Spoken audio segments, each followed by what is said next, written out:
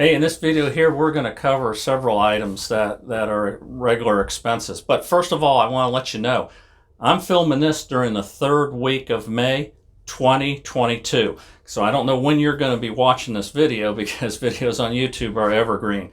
Hey, you know what? With the cost, with inflation and everything, everything's going up. You know, first I thought it was like monthly, now it's weekly, now it's almost daily. So keep in mind, these prices were the third week of May 2022. Hey, we're going to start off with like in the grocery store. I'm going to cover also things like daycare, you know, the real estate taxes, property taxes, housing in general, things like that, and auto insurance. Things that you would be concerned with that are geographic.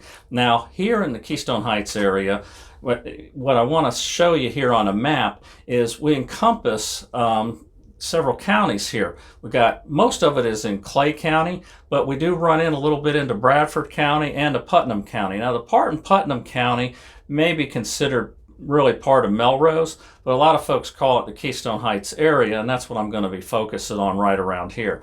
Now, as far as the grocery stores go, there is a Winn-Dixie chain, which is a national chain that's over in Melrose, next town down. But here in Keystone Heights, we have like a local chain called Hitchcock's, and that's the one that I'm going to stop by. Here you see this is Hitchcock's, and this is actually some posters they had of some items they got on sale here, so it gives you an idea of what the price is there.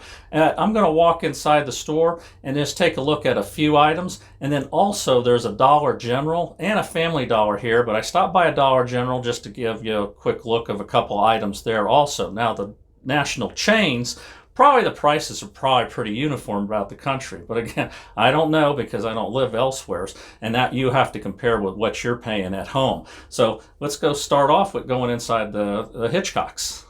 Check this out. You got all these chicken wings here for $5.59. I love that. You know, where I'm at right now is the deli part of Hitchcock's. Now check out also, like, you can get all this fried chicken for $5. This is like their bargain area. I guess it's the stuff that was from yesterday. They put it out, but it's still good. It's a great deal. I love it. And then check out this here, this rotisserie chicken for $5. Now the regular rotisserie chicken's like about $8, so this is quite a deal, and it's good. You know, I love going to this part of the store. And now you can see here where you have your Coca-Cola, your sodas, and they got them on sale, 3 for $4. So it's probably like other grocery stores around the country. So then the next thing we want to look at is the milk, and then like there it's at $4.59. And me, I always love fresh pineapples, so I always check it out when I go by, and here they happen to have them like 2 for $5. So just looking to pick out the right one that I want, and there we go. I'm going to take one of those. And also that their deli, they've got the bread, and I love making sandwiches with it. I just slice it up. Look at that, only $2.49 for this big loaf of French bread, nice and fresh. Get one of those too. Now I'm over here at the Dollar General. You know, we've got a couple of them here in town, so this one's in the downtown area. And just to take a look, like in the candy section, you know, sometimes I get these treats, only $1. Like I said, this is probably everywhere. The Banquet, I love these pot pies. They're great to snack on, just throw them in the oven. They're a real treat. Look, only $1, so that's pretty good. And then of course toilet paper, you know, everyone needs that. So here you got $7.25 for 9 mega rolls there. Now that's their own brand. And then on the other end, you've got you've got the toothpaste. This gives you an idea, you know, 2 for $5, and then some of the exotic toothpaste are a little more. Well, here you see the price of gasoline as it was the third week of May 2022. Now, our gas prices might be a little bit above what it is in some other towns where there's more population. So now the next thing we're going to talk about is the sales taxes, okay? Florida has a 6% sales tax rate. But speaking of Florida taxes, first, another thing, if you're coming from out of state, Florida does not have an income tax. That's right, no income tax in Florida. Okay, now let's get back to the sales tax. The sales tax in Florida is 6% statewide. However, the different counties and municipalities can add their own taxes to that, and which they do in Clay, Bradford, and Putnam counties. So what you're going to pay in Clay County is about a 7.5% sales tax on it all around. Now in Putnam and Bradford County, there's some places that'll be 7% and some of them that are 7.5%. Well, next up here is going to be auto insurance, okay? Now, the auto insurance, okay, of course is going to be different for vehicles, driver's age, all that kind of stuff, you know, traffic citations and everything, but we're just doing a base here. I found this website, which is kind of cool. You put in your zip code and it gives you the average for wherever you're at. So here, check it out. Here we are looking at that site now. I've got it up on my screen that I'm sharing with y'all. And right now it happens to be on a zip code in Jacksonville. Now I've picked the full coverage, the 100K, 300K, and 100K down there. And we've got it set at a 30-year male. And as you can see right there, it shows the average monthly premium at $178. Now something else, down here you notice they've got like these other zip codes like in Florida where they put like a little summary and they got the most expensive per month and then they got the least expensive per month. Well, over on the right, least expensive, they've got like the Gainesville and Alachua, which shows it at like 138, 139. Now that's pretty close to the Keystone Heights area too. You know, that's probably like a half hour to 40 minutes away, where the Jacksonville there is like about an hour or more away from us. So you can see the difference in those rates. And then of course, look at the more expensive ones like Miami, you know, 277, Hialeah, which is in the Miami area, and that's 278. So let's go ahead and we're going to put in the zip code here for Keystone Heights, which is 32656. Update the rates, and there we're at 155. So you see where we're at. We're less than the Jacksonville, a little bit above the Gainesville. And this is a pretty neat thing to kind of, you know, get an idea of what you can rate. So what you can do is, you already know what your rates, but if you want to compare it with the average, like where you live, to get it, go to this site, you know, it's carinsurance.com, and go to their calculators, and then you can punch in the zip code where you're at and then see how it compares with here in the Keystone Heights area. All right, next on the list, we're going to go over daycare in the area. Now, next to my office, there is a daycare center. So I just walked over to them, saw this daycare center here, and got some rates from them, and they gave me a rate sheet. And here I just want to show them to you. And this right here came from the rate sheet that they gave me. And as you can see, depending on the child, now they'll go up to 12 years there. Now, of course, as you can see here, 5 years old, if they're not in school, you know, they start off at, you know, 105 a week. 4 years old, 115, and then 3 years, 120, and so on, down to infants, which are 165. Now, they do have, for the kids that are in school, like I said, because they go up to 12 years old, you can go, they got a before school and an after school program also. And so where you can drop them off before school, they take them to school, or they pick them up after school, and then when you come back. So, you know, this gives you just an idea of what it is. Now, this is this one daycare facility.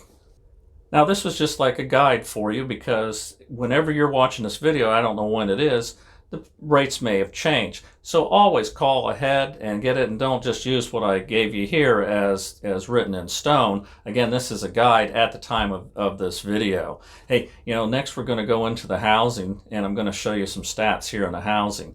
And now this area of this Keystone Heights area, there is a lot of land that you can purchase and then put a mobile home on. So the mobile homes are cheaper than a lot of the site builds, although some of the mobile homes now are probably about the same price. It depends on what you get. So that does make, when you look at the median and the average for this area, it does seem to reduce it a little bit from other places, but that's the reason why. But here, take a look at this chart. Now I'm going to show you the chart that I put together in an Excel spreadsheet where I just downloaded all these sales. And I've got here, you'll see on the left there, I've got the price of the house. Then next, whether it's a mobile home, yes or no, approximate square footage, the city it was in, bedrooms, bath, the sold date, and how many days it was on the market. Now, you can see here, I mean, this is in the last 90 days. Now, the top sales price was $615,000. And that was for a 5-bedroom, 3-bath, and it was 29 days on the market in Keystone Heights.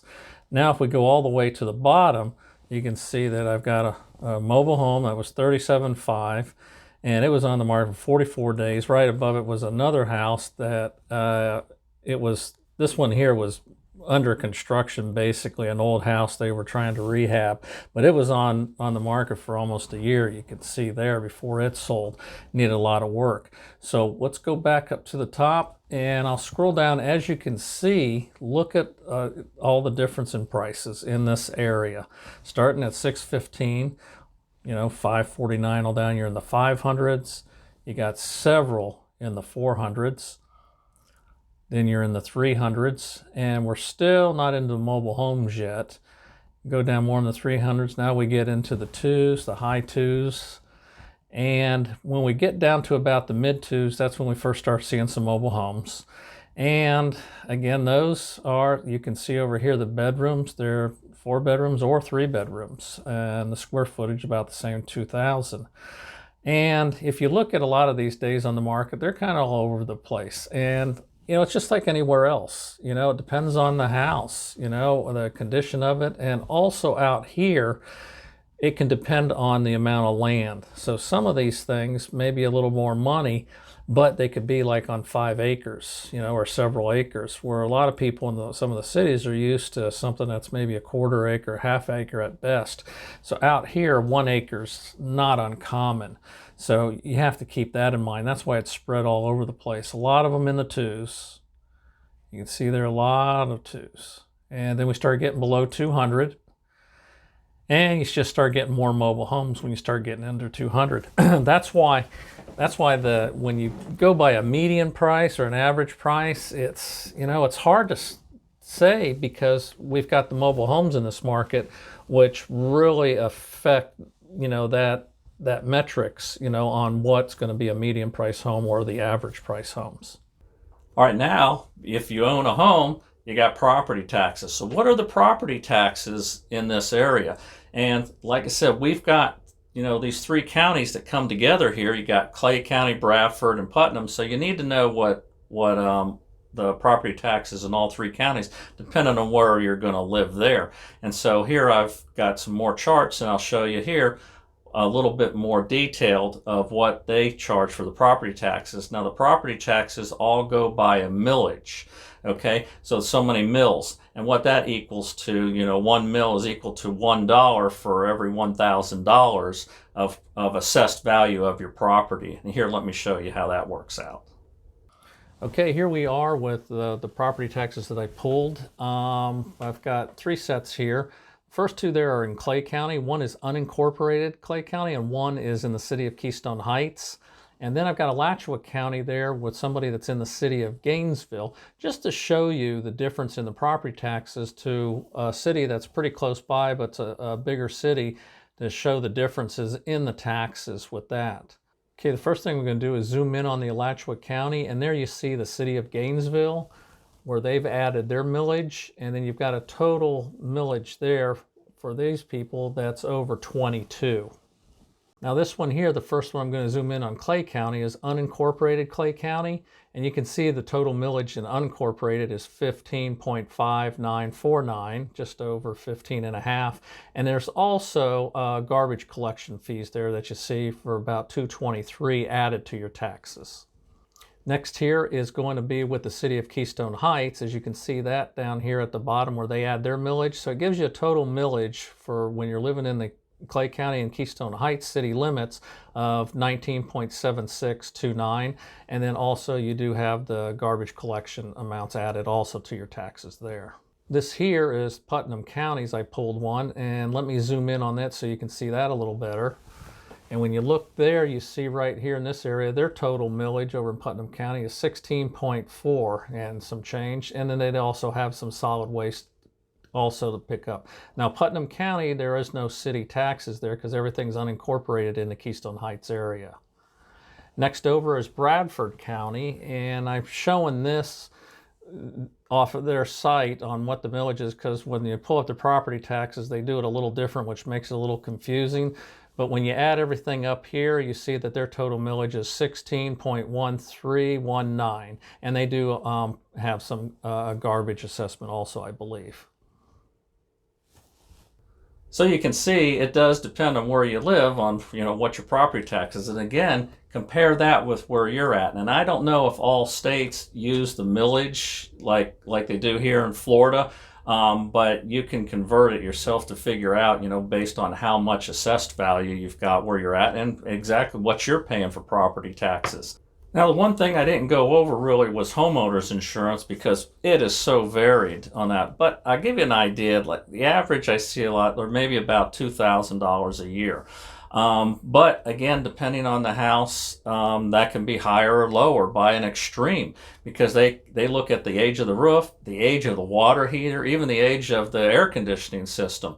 So, a lot of factors go into it. Now, of course, the insurance companies say they base all this on risk, and that's why it is. So you could be paying $3,000 or better a year, or you could pay a little under $2,000. But I don't think you're going to pay a much more under the $2,000. And it just seems like, I know they base everything on risk, but it seems like they're just looking for ways not to insure you. Hey, after you've seen all this and get an idea, compare all this with where you live now, so you get an idea, so you can ask yourself, hey, can I afford to live in the Keystone Heights area?